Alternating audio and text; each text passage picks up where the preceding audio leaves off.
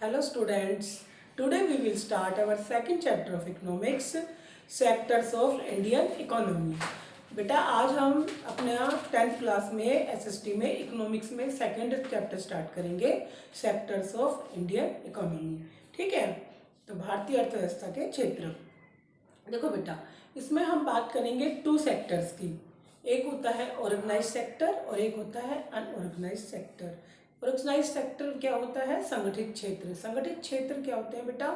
वो सेक्टर्स होते हैं जो कि एम्प्लॉय के फेवर में होते हैं, यानी कि एम्प्लॉय का जो काम क्या करेगा, उसका जो राइट टू वर्क है वो कितना है, कितने घंटे तक उसको काम करना है, उसको क्या क्या फैसिलिटीज़ मिलने वाली हैं, सब की सब उसके सामने उसकी कंडीशंस होती हैं।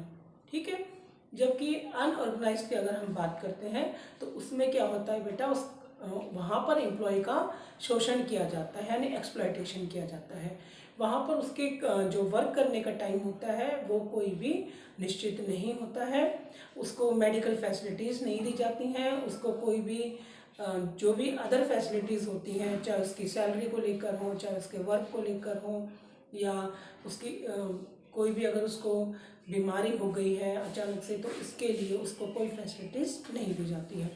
इसमें एक और सेक्टर होता है हमारा पब्लिक सेक्टर। तो इसमें क्या होता है बेटा कि ये जो होता है ये हमारी गवर्नमेंट के अंडर में होता है। ठीक है, तो इसको हमारी गवर्नमेंट जो है वो कंट्रोल करती है। ठीक है, तो मेन जो है इसमें हम दो ही चीज़ों के बारे में पढ़ेंगे, एक है हमारा ऑर्गेनाइज सेक्टर और दूसरा है अनऑर्गेनाइज सेक्टर। ऑर्गेनाइज सेक्टर में क्या होता है बेटा कि एम्प्लॉय जो होते हैं, ठीक है, वो हर तरह से सभी प्रकार की फैसिलिटीज़ पाते हैं।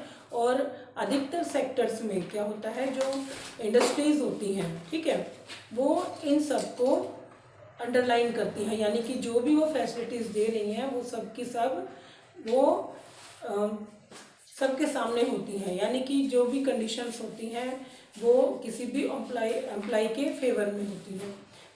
ठीक है, जैसे कि असंगठित क्षेत्र की अगर मैं बात करती हूँ, यानी कि असंगठित क्षेत्र की अगर मैं बात करती हूँ, तो उसमें क्या होता है बेटा कि मजदूरों को बुला तो लिया जाता है, लेकिन ज़रूरी नहीं है कि उनको उनका जो सैलरी है वो टाइम पे मिले, या अगर वो 6 घंटे के लिए आए तो ज़रूरी नहीं कि वो 6 घंटे के लिए काम करें, हो सकता है उनसे 10 घंटे भी काम करवा लिया जाए। लेकिन अगर उनको जो पैसे मिलने वाले हैं, जो सैलरी मिलने वाली है, वो क्या मिलेंगे बेटा, उनको 6 घंटे के हिसाब से ही मिलने वाले हैं। इसके अलावा अगर कोई इंसिडेंट उनके साथ हो जाता है, ठीक है, ऐसी कोई दुर्घटना उनके साथ हो सकती है कि अचानक से किसी एम्प्लॉय के साथ उसका एक्सीडेंट हो जाए, या उसका कंपनी में या कहीं भी वर्क करते हुए कुछ भी उसको मतलब हो जाए, तो उसे कोई फैसिलिटीज़ नहीं दी जाती हैं। ये सारी की सारी असंगठित क्षेत्र में होती हैं, उसको कभी भी उसके काम से निकाला जा सकता है। इसके लिए कंपनी जो है ज़रूरी नहीं है कि उसे पहले से इंफॉर्मेशन दे कि भाई अब आपको निकाला जा रहा है। तो इसमें क्या होता है, एक्सप्लॉयटेशन बहुत ज़्यादा होता है, और गवर्नमेंट जो है इस एक्सप्लॉयटेशन को कम करने के लिए बहुत सारी जो है नई नई स्कीम लेके आ रही है कि किसी तरह से भी जो इंडस्ट्रीज़ हैं उसमें एम्प्लॉय जो है उनका एक्सप्लॉयटेशन ना हो। ऑर्गेनाइज सेक्टर की अगर हम बात करते हैं तो बेटा इसमें सभी कुछ जो है निश्चित होता है, काम के घंटे आपके निर्धारित होते हैं, आपकी सैलरी निर्धारित होती है। इसके अलावा अगर आप एक्स्ट्रा वर्क कर रहे हैं, ठीक है, तो आपको उसके लिए एक्स्ट्रा चार्ज मिलेगा, आपको सारी की सारी मेडिकल फैसिलिटीज़ मिलेंगी। इसके अलावा अगर आप छुट्टी पर हैं तो भी आपको आपकी सैलरी मिलेगी। तो इस तरह के जो सेक्टर्स होते हैं वो एम्प्लॉय के लिए काफ़ी अच्छे होते हैं।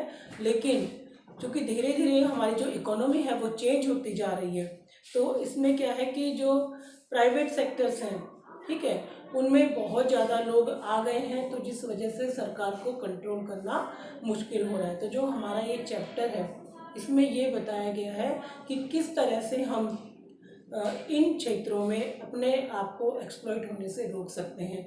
यानी कि ये जो हमारा ऑर्गेनाइज्ड सेक्टर है और अनऑर्गेनाइज्ड सेक्टर है, इसमें हम अगर डिफरेंस की बात करते हैं तो टोटली इसमें डिफरेंस है। हमें कोई भी ऐसी फैसिलिटीज़ नज़र नहीं आती जो अनऑर्गेनाइज्ड सेक्टर में होती है। तो ये जो हमारा चैप्टर है इसमें मेन जो है वो दो दो जो इकोनॉमीज़ हैं उनके बारे में बताया गया है। एक तो है आपकी डेवलप्ड, नहीं, एक तो है आपकी ऑर्गेनाइज्ड और दूसरी है अनऑर्गेनाइज्ड। और इसमें जो डिफरेंस है वो मैंने आपको बता दिया है कि ऑर्गेनाइज सेक्टर में आपको सभी फैसिलिटीज़ मिलेंगी, ठीक है, जबकि अनऑर्गेनाइज सेक्टर में आपको कोई भी फैसिलिटीज़ नहीं मिलेगी, बल्कि आपका जो है ज़्यादा से ज़्यादा एक्सप्लॉयटेशन होगा। Thank you.